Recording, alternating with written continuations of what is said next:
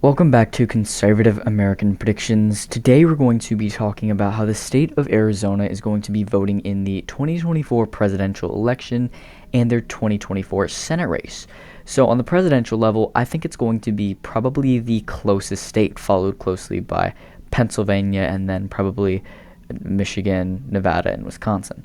But again, Arizona will be the closest. Doesn't mean it's the most important, but it is going to be the closest.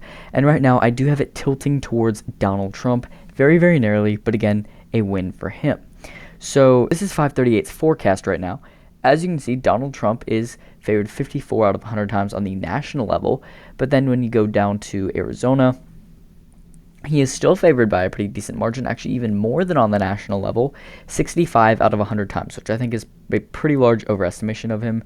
However, a lot of polls have definitely shown him doing well in the state. And as you can see, that is about a little bit over a 2% margin for the former president out of the state. So definitely a margin that I think is an overestimation of him, as are the Western Rust Belt states. The Western Sun Belt states. I think he is being overestimated in. But now we're going to get to my county map and my actual predictions. So as you can see here, this is how I have the state going. It's about a 4,500 vote win for Donald Trump, about a 0.13% win. As you can see, this is the shift map. Virtually every county shifts to the right, except for Maricopa, which is the largest county in the state population-wise. As you can see, close to, or basically 2 million votes were cast here in 2020, and they're on track to be doing pretty well there again this year. However, overall in the state, Republicans are doing very, very well in the early vote returns. So I think this does give Republicans an advantage, and with the border issue being a huge advantage for Trump, I expect him to, do very well in the southern part of the state, as you can see, improving in places like Cochise, Santa Cruz, and Pima County, as well as improving in Yuma County and Pinal County, which he actually did improve in Yuma County in 2020 from 2016, which is interesting.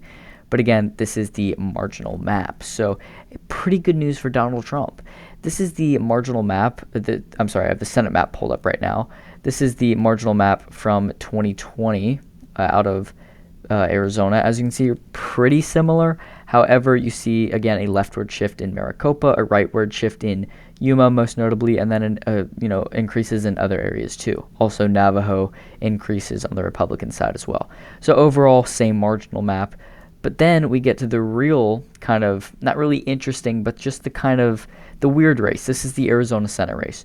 And aside from the Arizona Senate race, if you just ignore that for a bit, I already have Republicans sitting at 52 seats and Democrats at 48, or 47, not including Arizona.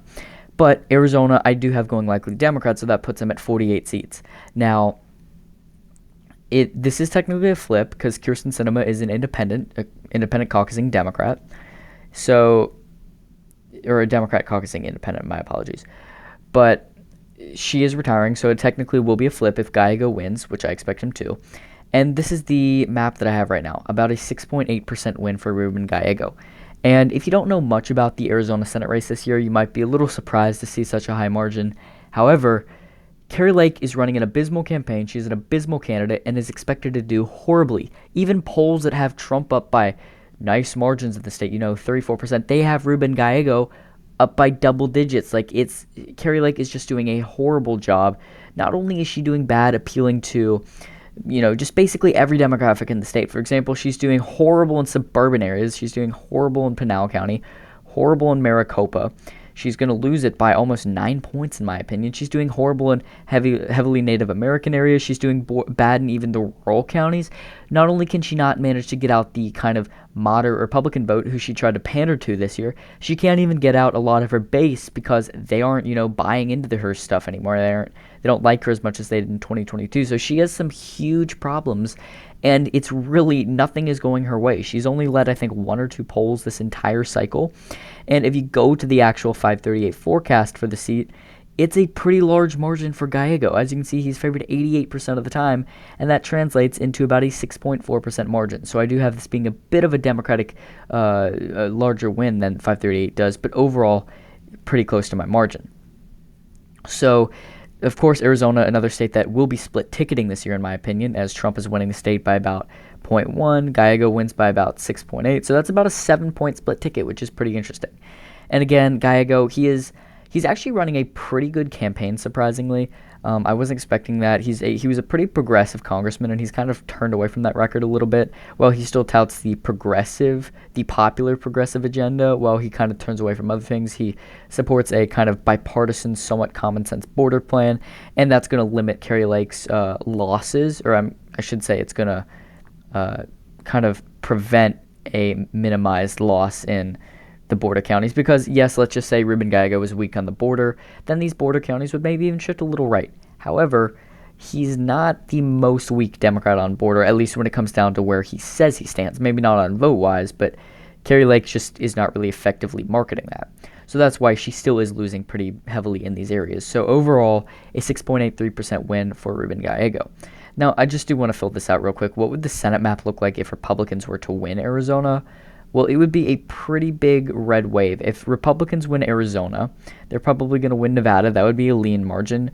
Montana would be safe. Nebraska would be probably safe. Texas would be safe. Florida would be safe. Ohio would be likely. You would have Wisconsin probably at a likely margin. Michigan, lean to likely.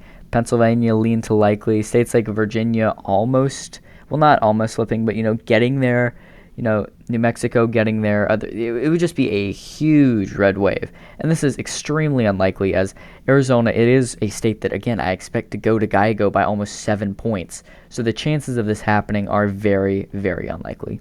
However, it would still be an interesting scenario, but again, very unlikely. So this is how I see the Arizona elections going this year. Again, a likely win for the Democrats on the Senate level, and a tilt Republican win on the presidential level. So I hope you did enjoy this video. Comment down below what your 2024 Arizona predictions are, and I'll see you guys next time.